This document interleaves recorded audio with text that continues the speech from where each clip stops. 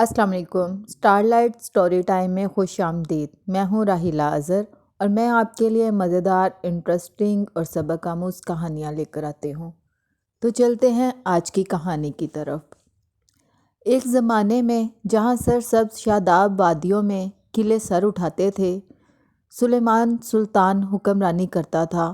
وہ نہ صرف اپنی رعایا کا منصف بادشاہ تھا بلکہ بہادر شہسوار بھی تھا، مگر ایک مسئلہ اسے پریشان کیے رکھتا تھا۔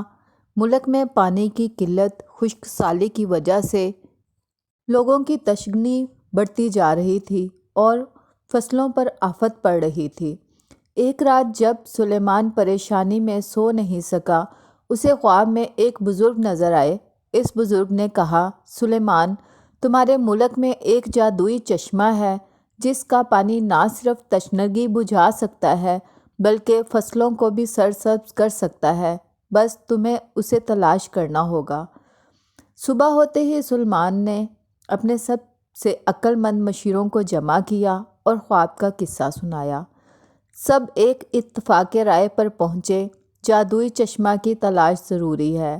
چنانچہ نوجوان شہزادے نے اپنی قیادت میں 3 ٹولیاں تشکیل دیں، ایک بڑے صحرا کی طرف، دوسری پہاڑ کی طرف اور تیسری گھنے جنگل کی طرف روانہ ہوئی۔ سلطان سلیمان خود صحرا کی طرف روانہ ہوا۔ راستے میں گھٹن گرمی، ریتیلے طوفان اور پانی کی شدید کمی کا سامنا ہوا۔ بہت سارے سپاہی ہمت ہار کر بیٹھ گئے، لیکن سلیمان نے ہار نہ مانی۔ آخرکار ایک دن وہ ایک سرسبز چشمے کے کنارے پہنچا۔ پانی صاف اور ٹھنڈا تھا اور اس کے آس پاس پھول کھلے ہوئے تھے۔ وہ پانی پی کر ٹھنڈا ہوا اور چشمے کے پاس بیٹھ گیا۔ اچانک اسے ایک غریب فقیر نظر آیا۔ سلیمان نے اسے پانی پیش کیا اور پوچھا، کیا یہ جادوئی چشمہ ہے جس کی میں تلاش کر رہا ہوں؟ فقیر مسکرایا اور بولا، بادشاہ، جادوئی چشمہ صرف پانی کا چشمہ نہیں ہے، یہ تمہارے اندر کا چشمہ ہے۔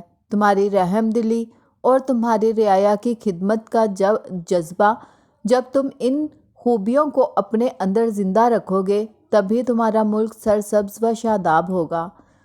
سلیمان کو سمجھ میں آ گیا، جادوئی چشمہ کی تلاش میں اس نے بہت کچھ سیکھ لیا تھا۔ اپنی رعایا کی تکالیف دور کرنے اور ان کی خدمت کرنے کا عہد لے کر وہ واپس لوٹا۔ جب وہ واپس پہنچا تو دوسری ٹولیوں کو خالی ہاتھ دیکھ کر حیران نہ ہوا۔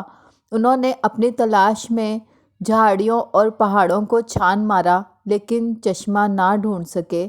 سلیمان نے انہیں فقیر کی باتیں بتائیں اور وہ سمجھ گئے۔ چنانچہ سلطان سلیمان نے اپنی ٹولیوں کو نہیں بلکہ اپنی رعایا کو جمع کیا۔ انہوں نے مل کر کنال کھودے، نہریں بنائیں اور پانی کی ذخیرہ سازی کے حوض بنائے۔ ان کی محنت رنگ لائی اور وہ جادوئی چشمہ نہ ڈھونڈ سکے لیکن پانی کی کمی کا مسئلہ حل کر لیا۔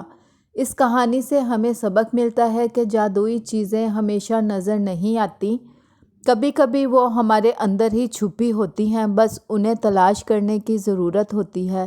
ہم سب کے اندر رحم دلی، ہمدردی اور خدمت کا جذبہ موجود ہے، بس انہیں جگانے کی ضرورت ہے۔